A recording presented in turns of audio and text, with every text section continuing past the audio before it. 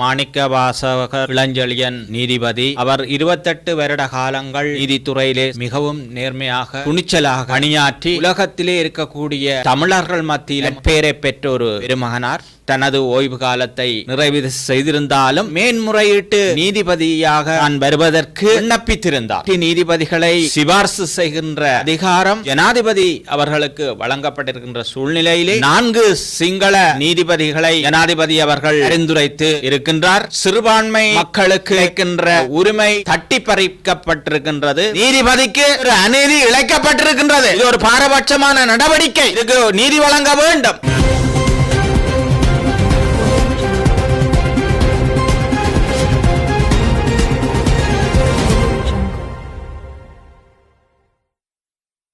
எல்லோருக்கும் வணக்கம். அதாவது கௌரவ மாணிக்கவாசகர் இளஞ்செழியன் மேல் நீதிமன்ற நீதிபதி தற்பொழுது ஓய்வு பெற்றிருக்கின்றார். அவர் 28 வருட காலங்கள் நீதித்துறையிலே சட்டத்துறையிலே மிகவும் நேர்மையாக நீதியாக துணிச்சலாக பணியாற்றி இலங்கை வாழ் அனைத்து இன மக்கள் மட்டுமல்ல உலகத்திலே இருக்கக்கூடிய தமிழர்கள் மத்தியிலும் அவர் ஒரு நற்பெயரை பெற்ற ஒரு பெருமகனார். அப்படியான ஒரு நீதிபதி மேல் நீதிமன்ற நீதிபதியாக தனது ஓய்வு காலத்தை நிறைவு செய்திருந்தாலும் அதாவது மேன்முறையீட்டு நீதிபதியாக தான் வருவதற்கு அவர் விண்ணப்பித்திருந்தார். ஆனால் இலங்கை நாட்டினுடைய அரசியல் அமைப்பின்படி மேல்முறையீட்டு நீதிபதிகளை சிபார்சு செய்கின்ற அந்த பொறுப்பு அல்லது அதிகாரம் அரசியலமைப்பு ரீதியாக ஜனாதிபதி அவர்களுக்கு வழங்கப்பட்டிருக்கின்ற சூழ்நிலையிலே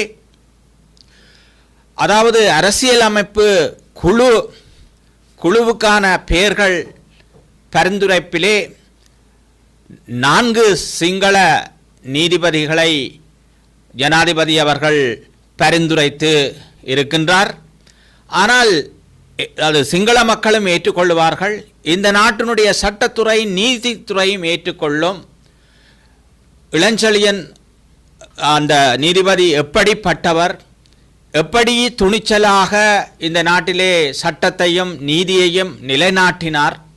இங்கே பக்கசார்பில்லை, நடுநிலைமையாக இல்லை, ஆனால் நீதியாக நேர்மையாக தன்னுடைய கடமைகளை சரிவரே செய்த ஒரு நீதிபதி என பாராட்டு பெற்ற ஒரு நீதிபதியை அரசியலமைப்பு சபைக்கு பரிந்துரைக்காமல் ஜனாதிபதி விடுவித்திருப்பது என்பது உண்மையிலே சிறுபான்மை மக்களுக்கு கிடைக்கின்ற அந்த வரப்பிரசாதம் அல்லது கிடைக்க வேண்டிய அந்த உரிமை தட்டி பறிக்கப்பட்டிருக்கின்றது, அது நிராகரிக்கப்பட்டிருக்கின்றது. அது மட்டுமில்லை, இங்கே தம்பி அவர்கள் குறிப்பிட்டது போல எத்தனையோ வழக்குகளிலே வித்தியாவிட வழக்காக இருக்கலாம், கிருசாந்தி குமாரசாமி வழக்காக இருக்கலாம், எத்தனையோ ஆயிரக்கணக்கான தமிழ் இளைஞர்களை பயங்கரவாத தடை சட்டத்தின் கீழ் கைது செய்து கொண்டு போகின்ற பொழுதெல்லாம் அவர்களுக்கு நீதியை வழங்கின காலத்திலே அவர் கடந்த அரசுகளாலே பல சந்தர்ப்பத்திலே பழிவாங்கப்பட்டவர். அவருக்கு கிடைக்க வேண்டிய பதவி உயர்வுகள் எல்லாம் தடுக்கப்பட்டது. அவருக்கு கிடைக்க வேண்டிய அனுகூலங்கள் அனைத்தும் தடுத்து நிறுத்தப்பட்டு அவரை ஒரு மாவட்ட நீதிபதி என்ற மட்டத்திலே கூட வைத்திருந்த காலங்கள் எல்லாம் இருந்தது. ஆனால் இது ஒரு மிகவும் பாரபட்சமான ஒரு செயல்பாடு. ஜாழ் மாவட்டத்திலே 3 நாடாளுமன்ற உறுப்பினர்களை, ஏன் வடகிழக்கிலும் அதிகமான நாடாளுமன்ற உறுப்பினர்களை ஜனதா விமுக்தி பெரமுன என்று சொல்லப்படுகின்ற இந்த அரசாங்கத்துக்கு மக்கள் பிரதிநிதிகளை வழங்கியிருக்கின்றார்கள். அப்படி பிரதிநிதிகளை வழங்கிய இந்த சிறுபான்மை இனத்தின் சார்பிலே மிகவும் தகுதியுடைய தராதரம் மிக்க அவர் மேல்முறையீட்டு நீதிபதியாக வருவதற்கு மட்டுமல்ல, அதையும் தாண்டி சுப்ரீம் கோர்ட் உச்ச நீதிமன்ற நீதிபதியாக வரக்கூடிய தகுதி, வல்லமை, ஆற்றல், திறமை அத்தனையும் படைத்த ஒரு மனிதனாக இருக்கின்ற அந்த நீதிபதி உண்மையிலே இந்த நாட்டிலே சிங்கள மக்கள் கூட அவரை கண்டால் கையெடுத்து கும்பிடுவார்கள்.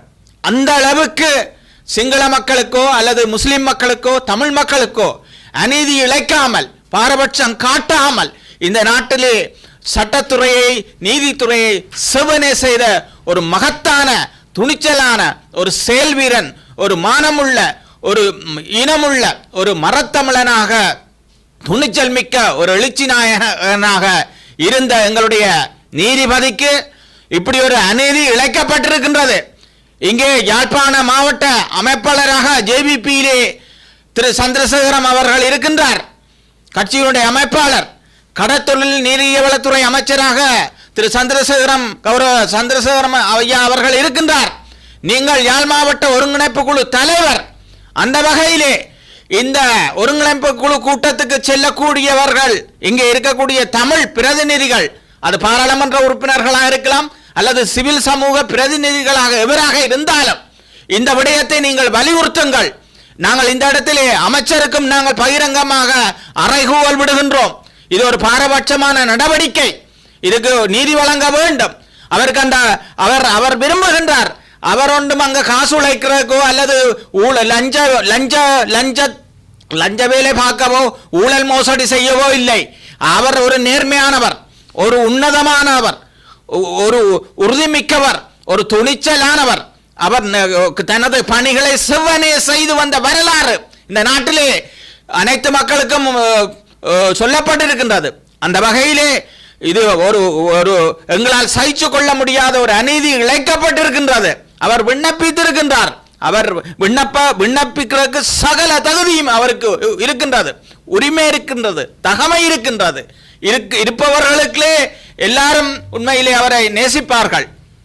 இளஞ்செழியனுக்கு அப்படியான ஒருத்தருக்கு கொடுக்க வேண்டும் என்று மற்ற நீதிபதிகள் கூட விரும்பக்கூடிய ஒரு மனிதனை இப்படி புறக்கணித்ததை இந்த சிவில் சமூக தீபக சிவில் சமூக சார்பிலும் அந்த யாழ் மாவட்ட சார்பிலும் நாங்கள் வன்மையாக உண்மையிலே இதை கண்டிக்கின்றோம்.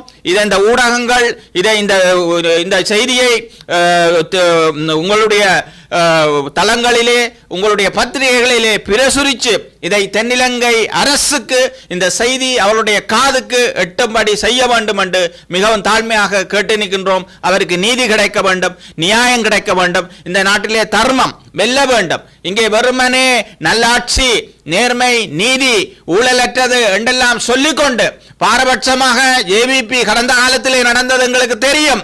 2006ஆம் ஆண்டு ஜேவிபி வடக்கு கிழக்கை பிரித்தது எங்களுக்கு தெரியும். ராணுவத்துக்கு ஆட்சேர்ப்பு கொடுத்தது ஜேவிபி என்றது எங்களுக்கு தெரியும்.